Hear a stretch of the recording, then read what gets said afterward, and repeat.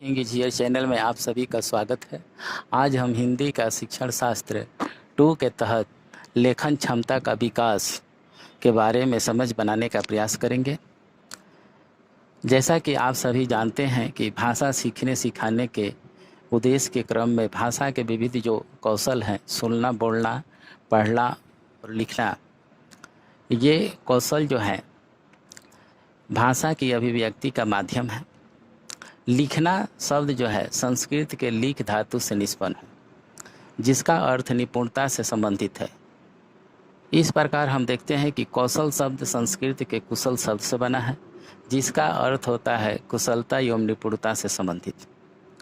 अब यहाँ पर हम लेखन के कौशल का एकीकृत अर्थ समझने का अगर हम प्रयास करें तो देखेंगे कि इसका अर्थ होता है लिखने की निपुणता एवं दक्षता। लिखने के संबंध में यद्यपि विचारकों का दृष्टिकोण भिन्न है। कुछ विचारकों का मानना है कि लिखने की प्रक्रिया वाचिक व्यवस्था को अस्थायित्व प्रदान करने का साधन मात्र है, किंतु व्यवहारिक दृष्टिकोण से यदि हम विचारते हैं तो पाते हैं कि लिखना, बोलना एवं सुनना अभिव्यक्ति के ही साधन है। सूक्ष्मता रूप से अगर हम इसका अवलोकन करते हैं तो पाते हैं कि हम अपने भावों को, विचारों को जैसे बोलकर अभिव्यक्त करते हैं, उसी प्रकार लिखकर भी अपने भावों विचारों को हम व्यक्त कर सकते हैं। बच्चा जब लिखने की क्रिया के प्रति संलग्न होता है तब वह विविध प्रकार के रेखा चित्रों एवं विकृत लिपियों को अपने स्लेट, अभ्यास पुस्तिका, दीवार इत्यादि स्थानों पर अंकित करता है। बच्चों की इन क्रियाओं को समझदार अभिभावक व्यर्थ की क्रिया समझकर उपेक्षित कर देते हैं। हम बच्चों की भावनाओं को न समझकर उसे अपने लिखने के परंपरागत स्वरूपों पर आरूढ़ करने हेतु बल का प्रयोग तक करते हैं।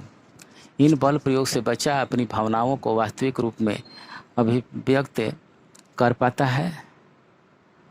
हम यदि बच्चों की भावनाओं का सम्मान करते हुए उनके अर्थ को समझने का प्रयत्न करें तो पाएंगे कि बच्चों का वह लेखन व्यर्थ नहीं था। अतः एक अभिभावक होने के नाते हमारा यह परम कर्तव्य है कि हम उनकी भावनाओं के अस्पष्ट लेखन को प्रोत्साहित करें, उनके वास्तविक जीवन निर्माण में सहयोग करें।